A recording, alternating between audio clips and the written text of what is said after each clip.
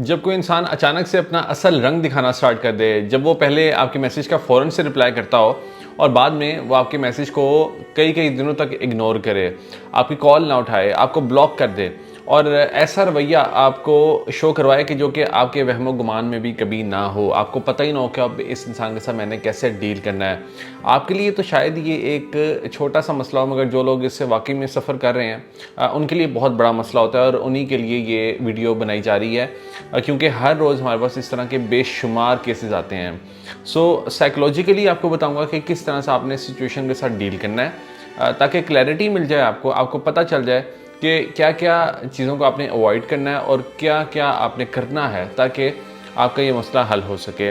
आगे बढ़ने से पहले अगर अभी तक आपने हमारा YouTube चैनल सब्सक्राइब नहीं किया तो सब्सक्राइब कर लें ताकि आपका और मेरा रिश्ता मजबूत हो जाए। सबसे पहले तो साइकोलॉजिकली ये समझिए कि 4 तरह के अटैचमेंट स्टाइल्स होते हैं किसी भी रिलेशनशिप के अंदर, 4 तरह के। जो सबसे कॉमन टाइप होती है जिसकी वजह से कोई दूसरा इंसान हमसे रब्ता कर रहा होता है या इस तरह की वीडियोस देख रहा होता है, वो टाइप होती है एंग्शियस अटैचमेंट स्टाइल। इस तरह का अटैचमेंट स्टाइल रखने वाले लोगों की पर्सनैलिटी कुछ इस तरह की होती है कि जब भी कोई इंसान इनको इग्नोर करता है तो ये एंग्शियस हो जाते हैं, ये स्ट्रेस में आ जाते हैं और इनको यूँ महसूस होता है कि शायद अब सब कुछ ख़त्म होने वाला है। ये पैनिक कर जाते हैं, ये स्ट्रॉन्ग नहीं होते, इनको ये डर होता है कि दूसरा इनको छोड़ कर ना चला जाए और इसी वजह से ये रिलेशनशिप के अंदर बैलेंस भी कायम नहीं कर पा रहे होते और ये हमेशा रिलेशनशिप के अंदर कई गुना ज़्यादा दे रहे होते हैं। यानी इनकी तरफ से एफर्ट 90% होती है और दूसरे इंसान की तरफ से एफर्ट जो है वो 10 to 15% होती है, इससे ज़्यादा नहीं होती। इनकी तरफ से सारी की सारी कोशिशें हमेशा की जा रही होती हैं किसी भी कन्फ्लिक्ट को ख़त्म करने के लिए, और जब भी कोई छोटा सा भी कन्फ्लिक्ट होता है तो ये फ़ौरन से मना लेते हैं, ये ओवर अपोलोजाइज़ करते हैं और दूसरे को जब ये देखते हैं कि वो दूर जा रहा है तो ये पैनिक करते हैं और ये उसको अपने पास वापस लाने की कोशिश करते हैं और इसी कोशिश के दौरान ये कुछ ऐसी गलतियाँ कर देते हैं कि जिसकी वजह से ये अनअट्रैक्टिव बन जाते हैं और दूसरा इंसान इनको फिर छोड़कर चला जाता है। अब यहाँ पे रुक जाइए और यहीं से हम कंटिन्यू करेंगे, मगर अब यहाँ पे दूसरे इंसान की पर्सनैलिटी समझ लीजिए कि दूसरे इंसान की पर्सनैलिटी क्या होती है। दूसरे इंसान की, जो कि छोड़ के जाने वाला इंसान होता है, जो कि हमें इग्नोर कर रहा होता है, उसकी पर्सनैलिटी होती है डिसमिसिव अवॉइडेंट अटैचमेंट स्टाइल। ये ज़्यादातर जो हमारे पास केसेस आते हैं उसके अंदर हमने देखा है। जो डिसमिसिव अवॉइडेंट अटैचमेंट स्टाइल होता है, इसमें जो दूसरा शख्स होता है जो कि हमें छोड़ के जा रहा होता है, या हमें धमकियां देता है या जो कि अचानक से अपना रवैया बदल लेता है, वो अपनी इंडिपेंडेंस के ऊपर बिल्कुल भी कंप्रोमाइज़ नहीं करता। उसके लिए सबसे पहले उसकी इंडिपेंडेंस होती है और बाद में कोई चीज़ें होती हैं। और स्टार्ट में तो शायद हमें ना पता चल सके इनकी पर्सनैलिटी का, मगर ये with the passage of time ये हमें शो करवाते हैं कि इनके लिए इंडिपेंडेंस सब कुछ होती है। इंडिपेंडेंस से मुराद है कि जब ये देखते हैं कि हम इनको बहुत ज़्यादा कॉल मैसेज कर रहे हैं, बहुत ज़्यादा क्लिंगी हो रहे हैं, तो ये उस चीज़ को स्टार्ट में तो शायद थोड़ा बहुत पसंद करें कि ये हमें बहुत प्यार करता है, बट बाद में वही चीज़ इनके लिए अनअट्रैक्टिव हो जाती है और ये फिर हम छोड़ने को प्रेफर ज़्यादा करते हैं। क्यों? क्योंकि इनको महसूस होता है कि शायद घुटन फील हो रही है और किसी भी चीज़ से आप इनको रोकते हैं या कोई भी ऐसी चीज़ कि जिससे कि इनको यूँ महसूस होता है कि इनको आज़ादी नहीं है वो ज़िंदगी गुजारने की जो ज़िंदगी ये चाहते हैं, तो तब ये आपसे दूर होना स्टार्ट करते हैं और ये अपना कंट्रोल आप पर हासिल करना चाहते हैं।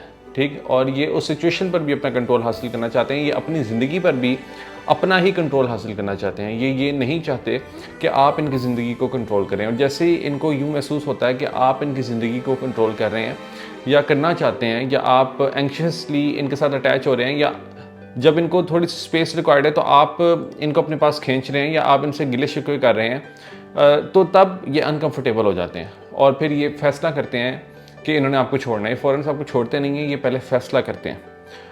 उसके बाद फिर जब ये मजबूत हो जाते हैं, जब इनको ये लगता है कि दूसरा इंसान, अगर मैं उसको छोड़ दूंगा तो दूसरा इंसान कहीं नहीं जाने वाला, वो इधर ही है, तो फिर ये पक्का पक्का हमें छोड़ते हैं। पक्का पक्का छोड़ने से मुराद है कि ये फिर अनाउंस कर देते हैं, मगर यहाँ पे भी पक्का पक्का नहीं छोड़ते। यानी ये अनाउंस तो करते हैं, it all depends on your reaction कि आपका रिएक्शन क्या है। क्योंकि जब ये सोचते हैं आपको छोड़ने का, तब ये देखते हैं बस कोई छोटी मोटी बात करते हैं और आपका रिएक्शन देखते हैं। तो आपका रिएक्शन जब होता है ना कि आप पैनिक कर जाते हैं, तो इनको हौसला मिलता है। इनको हौसला ये मिलता है कि ये इंसान तो पैनिक कर जाएगा जब मैं इसको छोड़ूंगा, इसका मतलब ये कि मैं खुद बहुत स्पेशल हूँ और ये जो एंक्शसली इंसान मेरे साथ अटैच हो रहा है ये स्पेशल नहीं है, यानी ये तो बड़ा डेस्परेट है। इसका मतलब ये है कि मेरे अंदर कोई ख़ास बात है और ये इंसान मुझे अपने पास रखना चाह रहा है। तो एक कंट्रोल सा फील होता है जो डिसमिसिव अवॉइडेंट वाला होता है, यानी जो इंसान हमें छोड़ के जाना चाह रहा होता है उसको एक कंट्रोल सा फील होता है कि दूसरा इंसान जो कि तवज्जो हासिल करना चाह रहा है उसकी तरफ से।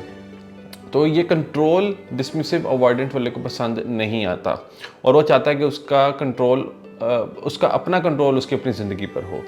तो इसी वजह से वो छोड़ने को प्रेफर करता है और वो सिर्फ और सिर्फ अपना कंट्रोल हासिल करना चाहता है, अपना कंट्रोल एक्सरसाइज करना चाहता है। वो नहीं चाहता कि कोई दूसरा बार बार बैक करे और बार बार उसके पीछे आए। उसको ये चीज़ बहुत नापसंद होती है। उसको यूँ महसूस होता है कि शायद अब वो किसी कैद में है और अब हर चीज़ उसने एंक्शसली अटैच्ड बंदे के लिहाज से गुजारनी है, उसको मद्देनज़र रखते हुए गुजारनी है। तो इस तरह से जब वो कैद महसूस करता है तो तब अपनी आज़ादी को क्लेम करने के लिए आपसे दूर होने की कोशिश करता है। और जब वो ये देखता है कि आप और ज़्यादा पैनिक कर जाते हैं, जब वो थोड़ा सा भी दूर जाता है, थोड़ा सा भी मैसेज का रिप्लाई लेट करता है या कम करता है, तो वो और ज़्यादा इस चीज़ पर पक्का हो जाता है कि उसने आपको छोड़ना है। क्यों? क्योंकि अब उसका शक असल में बदल जाता है और उसको अब यूँ महसूस होने लगता है कि शायद अब उसकी ज़िंदगी का कंट्रोल आपके हाथ में है, यानी आपसे मुराद एंक्शसली अटैच्ड इंसान के हाथ में है। तो फिर वो हर मुमकिन कोशिश करता है अपना कंट्रोल एक्सरसाइज करने की, हर मुमकिन कोशिश करता है आपसे दूर जाने की। और फिर जब वो ये देखता है कि आप मज़ीद अब उसके पीछे आते जा रहे हैं, यानी उस इंसान ने कहा कि मैं तुम्हारे साथ नहीं रहना चाहता और आप उसको मानने को तैयार नहीं होते और आप कॉल मैसेज करते चले जा रहे होते हैं, तो तब वो इंसान बिल्कुल ये फैसला कर चुका होता है कि उसने अब आपको टॉलरेट नहीं करना और वो फिर आपको ब्लॉक कर देता है। जब वो ब्लॉक करता है तब भी अक्सर लोग गलती करते हैं एंक्शियस अटैचमेंट स्टाइल रखने वाले कि वो फिर भी किसी और नंबर से किसी और जगह से रब्ता कर रहे होते हैं, किसी म्यूचुअल फ्रेंड को कहते हैं कि इससे अनब्लॉक करवाओ, किसी फैमिली मेम्बर को कहते हैं। तो फिर भी क्या होता है कि और ज़्यादा वो सिचुएशन वर्ड से वर्ड्स होती चली जा रही होती है। तो इसीलिए जब भी ऐसी कोई सिचुएशन हो कि जहाँ पे दूसरा इंसान परसिस्टेंट हो जाए अपने फैसले पर और वो आपको अपने से दूर करना चाहे और बार बार वो आपको कहे, ये मैं बार बार का वर्ड इस्तेमाल कर रहा हूँ इसीलिए ताकि हर छोटी मोटी कन्फ्लिक्ट में आपने ये नहीं अपने माइंड में रखना, ये मैं बार बार जब दूसरा इंसान आपसे दूर जाने की बात करे और आपको छोड़ने की बात करे तो तब आपने अपने माइंड में रखना है कि आपने उसको ड्यू स्पेस ज़रूर देनी है।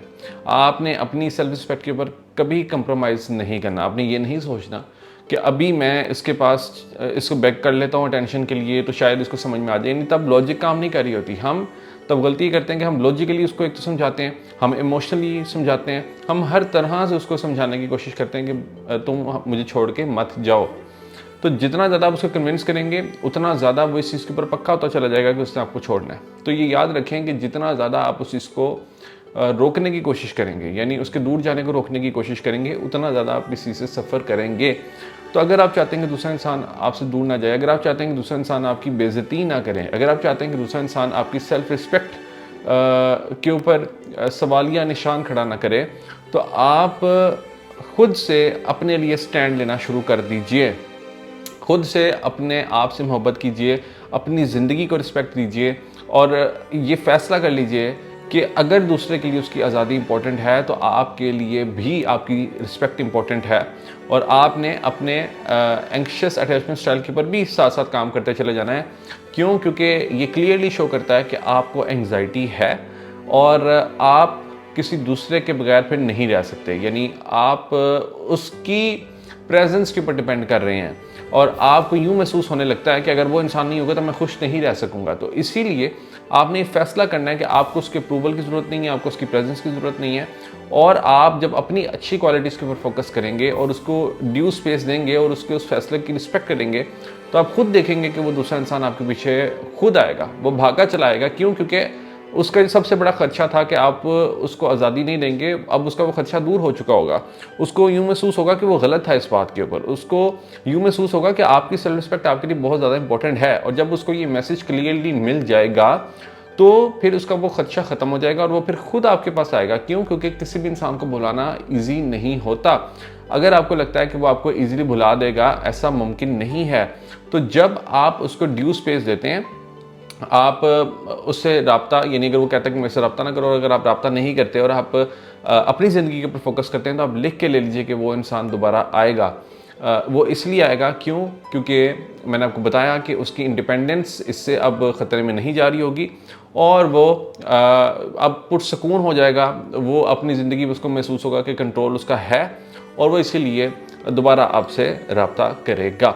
सो आपने क्लियरली अपने माइंड में सारी चीज़ें बिठा लेनी है जो मैंने अभी आपको बताई कि क्यों ऐसा करता है और आपने इस मामले में क्या करना है। अगर आपने इसी तरह का कोई मसला मेरे साथ डिटेल में डिस्कस करना है, तो उसके लिए दिए गए नंबर पर व्हाट्सएप कर दीजिए। आपके साथ मेरे कोचिंग सेशंस प्लान हो जाएंगे। All the best.